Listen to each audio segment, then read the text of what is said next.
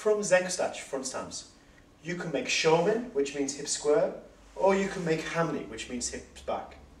It's very important that you pivot from your front hip. So my left leg is forward, I'm pivoting around my left side hip.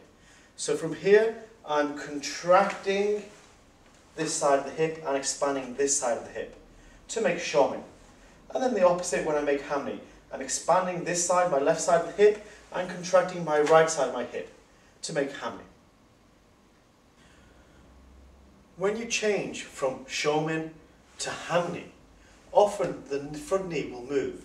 It's very difficult to maintain stability in your stance. So it's important to micromanage your knee. When you bring your hip back, your knee will want to follow.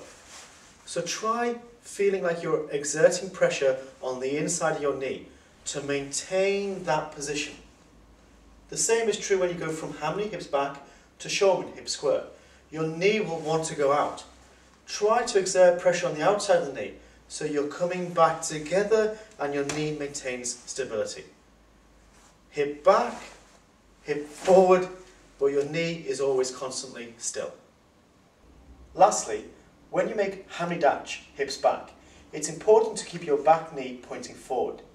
If you bring your hips back but allow your back knee to point out, you lose all the power here. So it's then very difficult to return back to Shomen.